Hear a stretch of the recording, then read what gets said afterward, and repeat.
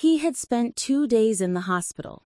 A couple, passing by the road where he had collapsed, saw him fall and brought him to the hospital. According to the doctors, Salar was the victim of food poisoning. He regained consciousness a few hours after being admitted, but despite wanting to return home, Salar was too weak to move. The next evening he felt better, but the doctor advised him to spend another night at the hospital. Salar got home on Sunday afternoon, and the first thing he did was to call up the tour operator and cancel the skiing trip. He had planned to leave on Monday morning and to try once more to get Sandra to go with him. When he canceled his plans, he didn't call up Sandra or any of the other of his friends. Salar had a light sandwich and a cup of coffee for lunch. Then he took a tranquilizer and went to sleep. The next day, he woke up at 11. He had a severe headache. He felt his forehead and his body burning with fever.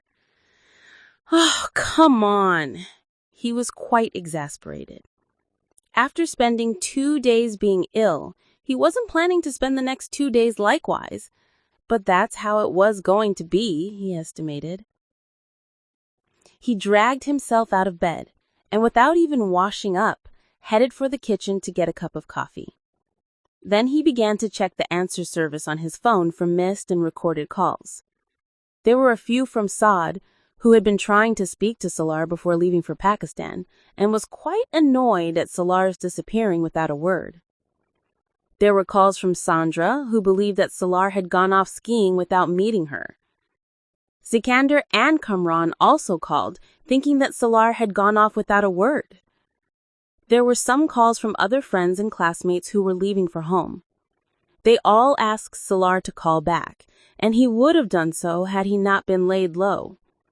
He could have called Saad, Sikander, and Kamran in Pakistan, but was in no mood to do so. Salar finished his coffee with a couple of slices of bread. Then he took his medicines and went and lay down again. He thought he'd be rested enough by the evening to bring down the fever.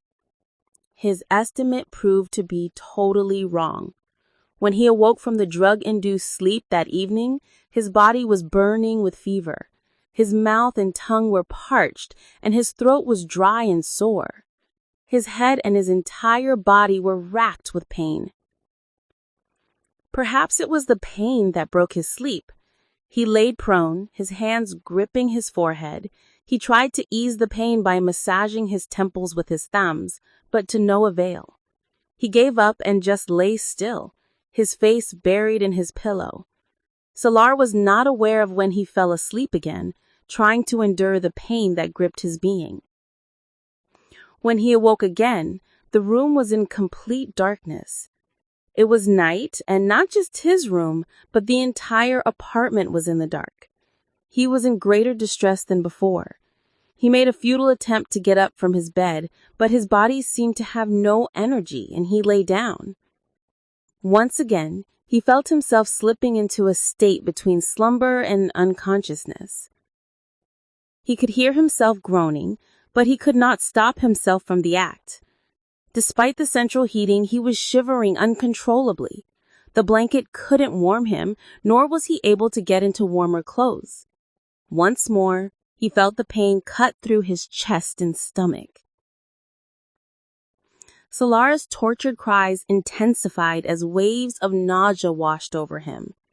He tried to get up and go to the bathroom, but was too weak to move. He struggled and sat up, but before he could get off the bed, he retched violently and threw up whatever he had had in the past few hours. Even in this semi-conscious condition, he was aware of the filth on his clothes and blanket, but he found himself almost paralyzed, groaning and mumbling in a daze, senseless. How long this state lasted, he did not know, but he did recall at one point he felt he was dying, and for the first time the thought of death terrified him.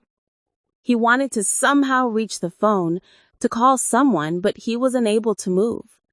The soaring fever had pinned him down. Eventually his fever subsided, and far into the night he emerged from his near comatose condition. He opened his eyes to the dark in the room.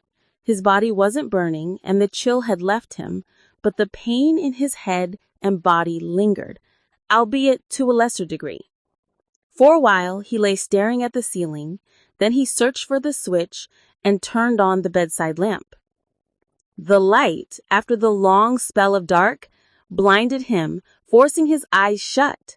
He felt his eyelids with his fingers. His eyes were swollen and they hurt. With an effort, he kept his eyes open and looked around the room, trying to remember what had befallen him. Short bursts of memory revived the events. Salar was sickened at his state. Still sitting on his bed, he unbuttoned his shirt and flung it off. With feeble, tottering steps, he got off the bed and, pulling away the sheet and blanket, threw them on the floor. Still staggering, he went into the bathroom. He was shocked when he caught sight of himself in the mirror. His eyes were sunken in, dark shadows encircling them. His face was pale and his lips were dry and peeling. Anyone looking at him would believe he had been suffering from a long illness. Have I grown such stubble in just 24 hours? He thought as he ran his fingers over his face. I didn't look half as bad in the hospital after that food poisoning episode as in this 1 day's fever, he mumbled incredulously as he scrutinized his appearance in the mirror. Filling the tub with warm water, he stepped in. He was surprised why, in spite of the fever, he had not immediately changed out of those filthy clothes instead of just lying there. Having bathed, he went into the kitchen. He was ravenously hungry. He made some noodles for himself. I must go to the doctor tomorrow for a complete checkup, he decided, as he ate. He felt light and better after the shower, but his whole being felt drained and weak. He had switched on the TV while eating and flicked channels to find something suitable. There was a talk show going on. Salar stopped eating. Spoon poised in mid-air, he stared at the TV in distraction and picked up the remote to change channels. Now he was looking carefully on the programs on each channel, and the confusion on his face was growing. What's this? He remembered that it was Friday night that he had been taken ill and had collapsed on the road and had been taken to the hospital. Saturday was spent there, and he had returned to his apartment on Sunday.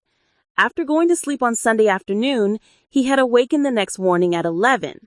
That night he had a fever, which must have lasted until Tuesday, and it must be Tuesday night now. But the television channels told a different story. It was Saturday night, and the next day would be Sunday. Salah glanced at his watch lying on the living room table, and his mouth fell open in amazement. He put down the bowl of noodles. He couldn't believe his eyes when he saw the date on his watch. Does this mean that I've been ill for 5 days? Out of my senses for 5 whole days? How can that be? How is it possible? He muttered. 5 days is a long time. How come I didn't even notice the passage of time? How could I just lie there, senseless, for 5 days? He stumbled towards his telephone to check the answer service. There were no calls. Papa didn't even call me, and neither did Saab? What's the matter with them? Didn't they miss me? He was shocked to find there were no messages for him. He sat silently by the phone for a long time. How can it be that Papa didn't think of me? None of my friends thought of me. How could they just abandon me? He realized for the first time that the thought made his hands tremble. It wasn't weakness or debility, but then what was it that had shaken him so? He sat down on the sofa and tried to finish the noodles, but they were no longer appetizing. He felt as if he was chewing in pieces of soft rubber. He couldn't eat anymore. He was in a strange state of uncertainty. Had I really spent 5 days alone? and that neither he nor anyone else had known what had befallen him? He went into the bathroom again. His face was not as haggard after taking a shower, but the dark circles around his eyes and his overgrown stubble were still there. He stood there staring at his reflection and touching the shadows under his eyes, as though he didn't really believe what he saw. Suddenly, his hirsute face was bothering him. He took out the shaving kit and prepared to shave. He realized then that his hands were still trembling, and in close sequence, he managed to nick his face in 3 places. He washed his face and patted it dry, trying to staunch the thin trickle of blood that had appeared. Vacantly, he kept staring at his image. The cut bled again, dark blood oozing out, and unblinking, he watched the tiny drops roll down.